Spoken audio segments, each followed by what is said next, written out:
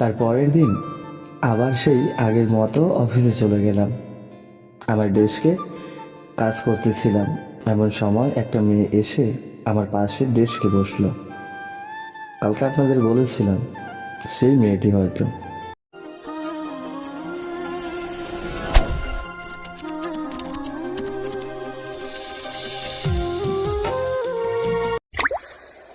কি রে আরিফ, চিনতে পারিস নাই? কথা বলছিস না কেন?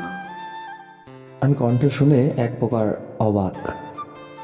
আজ 7 বছর পর পুষ্পর সাথে আমার দেখা, কিন্তু আমি তো পুষ্পকে চিনতে পারলাম না। কিন্তু পুষ্প ঠিক চিনে নিল। কেমনে? ও ও তো মেকআপ করে আছে, তাই তো চিনতে পারি নাই। তাও 7 বছর পর, কিন্তু আমাকে দেখতে তাই চিনতে পারছে। চলুন পরিচয় হয়ে আসি। পুষ্পটা কে? পুষ্প হচ্ছে আমার স্কুল লাইফের ফ্রেন্ড, মামাতো বোন। আমরা একে অপরের ছাড়া কখনোই কোথাও থাকতাম না। সবাই বলতো আমাদের নাকি দুজনের বিয়ে দিয়ে দেবে। কিন্তু আজ আছি আমার জীবন নিয়ে, আর পুষ্প আছে তার জীবন নিয়ে। আর কিছু বলতে চাই না। পুষ্পর সাথে কিছু কথা হয় কাজের বিষয়ে, তাছাড়া কোনো প্রকার কথা বলতে ইচ্ছা করে না। পুষ্প কোনো কথা বলে না, এভাবেই চলছে। কিন্তু মাঝে মাঝে পুষ্প আমার দিকে তাকিয়ে থেকে কি যেন ভাবে, সেটা আমার অজানা। এভাবে চলে যায় অনেক দিন। আমাদের পুরনো বস নাকি তার মেয়েকে দায়িত্ব দিয়ে অবসর নিতে চায়। শালার বস এখন মেয়ে হবে। জানি না আগের কোম্পানির মতো এই মেয়ে বস কি করবে। বসের মেয়ে এখনো পর্যন্ত দেখি নাই, কিন্তু বস বলেছে তার মেয়ে নাকি অনেক রাগী। আজ নতুন বস জয়েন করবে, তাই সবাইকে তাড়াতাড়ি আসতে বলেছে অফিসে। বসের কথা মতো ঠিক সময় চলে আসছে, কিন্তু অফিসে এসে পড়েছি এক বিপদে। আজকে কিছু খেয়ে আসি নাই, তাই ক্যান্টিনে চলে গেছি খাবার খেতে। কেননা নতুন বস নাকি জ্যামে আটকা পড়েছে। খেতে খেতে একটু লেট হয়ে যায়। এর মাঝে নতুন বস নাকি এসে পড়েছে, 10 মিনিট হলো, আর আমি এখনো বসে বসে খাচ্ছি। আসলে আমার খাবারের সময় একটু দেরি লাগে, কেননা তাড়াতাড়ি খেতে পারি না। কিছু খাবার রেখেই চলে গেলাম, কেননা দেরি হয়ে গেছে অনেকটাই। আমি ডেস্কে বসে কাজ করতেছি, এমন সময় পিয়ন এসে বলল বস নাকি ডাকে। তো চলে গেলাম বসের রুমে। স্যার, আসবো? আপনারা হয়তো ভাবছেন বস তো মেয়ে, তাহলে স্যার বললাম কেন? আসলে আগের বস ডেকেছে, তাই স্যার বলছি। হ্যাঁ বাবা, এসো আরিফ, তোমার জন্য অপেক্ষা করতেছিলাম। তোমার সাথে পরিচয় করিয়ে দিই, এ হচ্ছে তাসফি, আমার মেয়ে। এখন থেকে আমার অবর্তমানে দায়িত্ব পালন করবে, আর তোমার প্রমোশন করিয়ে দেওয়া হলো। আজ থেকে তুমি আমার মেয়ের বিয়ে হয়ে কাজ করবে। তোমাকে আরও কিছুদিন আগেই প্রমোশন দিতে চেয়েছিলাম, কিন্তু আমি তো থাকবো না, তাই নতুন বসের নতুন পিএ হিসেবে তোমাকে সারপ্রাইজ দিলাম।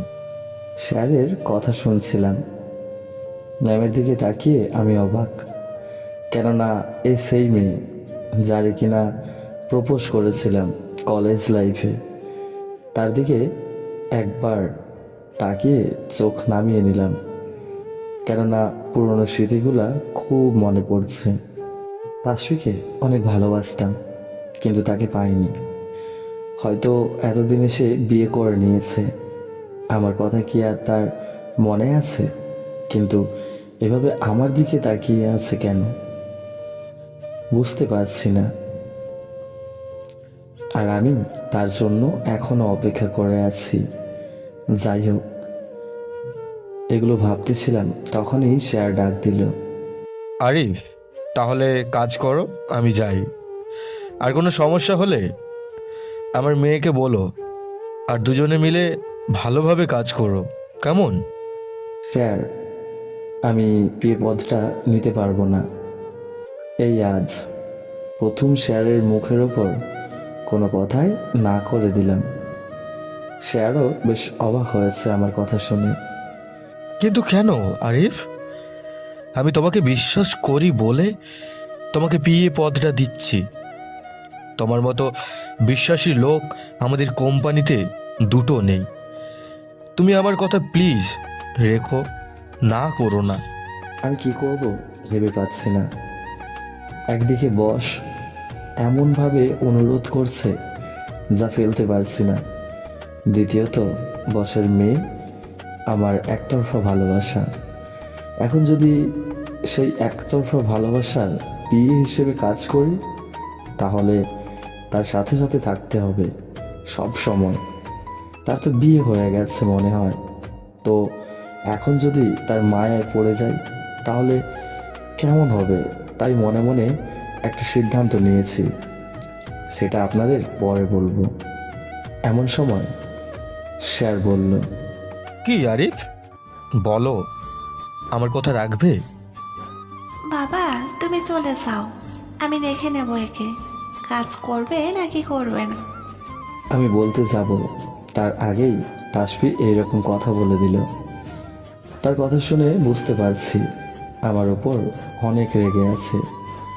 জানি না কি হবে। তারপরের দিন অফিসে বসে কাজ করতেছি, এমন সময় পিয়ন এসে বলে ম্যাম নাকি আমাকে ডেকে গেছে। যেহেতু ম্যামের পিএ, তাই সব সময় তার পাশে পাশে থাকতে হয়। ম্যাম আসবো? আসো। আমাকে বলল, ডেকেছিলেন?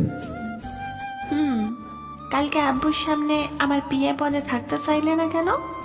জানি না। কেন জানো না? আর সত্যি সরি। তুমি জানো, আসলে তুমি চলে আসার পর তোমাকে অনেক খুঁজেছি, কিন্তু পাই নাই। ম্যাম মাফ করবেন, আমি বিবাহিত। একদম মিথ্যে কথা। এখনো বুঝতে পারলাম না বিয়ের স্বাদ কেমন, আর এখানে বলে দিলাম বিয়ে করেছি। আমার বিশ্বাস হয় না তুমি বিয়ে করেছো। এখনো তুমি আমাকেই ভালোবাসো।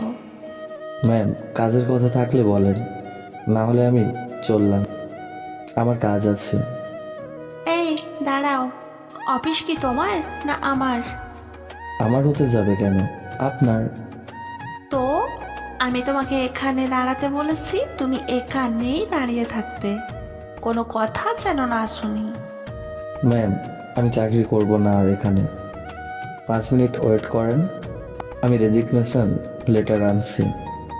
আচ্ছা যাও, রিজাইন লেটার আনো। কালকে বলেছিলাম না আপনাদের যে একটা সিদ্ধান্ত নিয়েছি, এটাই নিয়েছি। 5 মিনিট পর রিজাইন লেটার নিয়ে গেলাম তাসফির রুমে। যে রিজাইন লেটার দিতে যাব, একটা ফটোকপি কাগজ আমাকে ছুঁড়ে মারলো। কাগজটা হাতে নিয়ে দেখি আমি আমার জীবন থাকতে এই অফিস থেকে রিজাইন নিতে পারবো না। এটা কেমনে হলো? আমার সিগনেচারও দেওয়া আছে। ও মানে মনে পড়ছে, কালকে বোধহয় এই কাজ করছে। তাসফির বিয়ে হিসেবে প্রমোশনের জন্য যে সিগনেচার নিল, এটার কারণেই। কাল যদি কাগজ পড়ে দেখতাম তাহলে আজ এমন দিন দেখতে হতো না। আর যাই হোক, কি আর করব, যখন কথা দিয়েই ফেলছি তাই রিজাইন লেটার ফিরে নিয়ে দাঁড়িয়ে রইলাম। এখন বলো, আমাকে এখনো ভালোবাসো? না, আমি আপনাকে ভালোবাসি না, আমার স্ত্রী আছে, তাকে ভালোবাসি। আরিফ, আমাকে কিন্তু তুমি চেনো। তোমার দেখা পাওয়ার সাথে সাথে তোমার সব ডিটেলস বের করেছি। আমি জানি তুমি এখনো আমাকেই ভালোবাসো। দেখেন, আপনি তো বিবাহিতা মেয়ে হয়ে কেন আমাকে এমন কথা বলছেন? দেখো আরিফ, তোমাকে ভালোভাবে বলছি। তুমি চলে যাওয়ার পর বুঝতে পেরেছি তুমি কে ছিলে। তারপর থেকে তুমি যা অপছন্দ করতে সেগুলো ত্যাগ করে নতুনভাবে নিজেকে তৈরি করেছি। শুধু তাই নয়, তোমাকে এর মাঝে কতবার খুঁজেছি তা অজানা। আমার বিশ্বাস ছিল তোমাকে খুঁজে পাবো একদিন, আর তুমিও আমাকে ভালোবাসো, তাই আমাকে ছাড়া তুমি অন্য কাউকে বিয়েই করনি। ম্যাম দেখেন, ওই কে তোর ম্যাম? হ্যাঁ, আমি তোমার জান, কলিজা, ফুসফুসি, হৃদপিণ্ড। আমাকে নাম ধরে রাখবে। সো বন্ধুরা, এর পরবর্তী পর্ব দেখার জন্য আমাদের চ্যানেলটি সাবস্ক্রাইব করুন, পাশে থাকা বেল আইকনের অল ঘন্টিটা বাজিয়ে দিন। আর হ্যাঁ বন্ধুরা, একটু শেয়ার করে দিন। আর হ্যাঁ, লাইক কমেন্ট করতে ভুলো না যেন। ধন্যবাদ।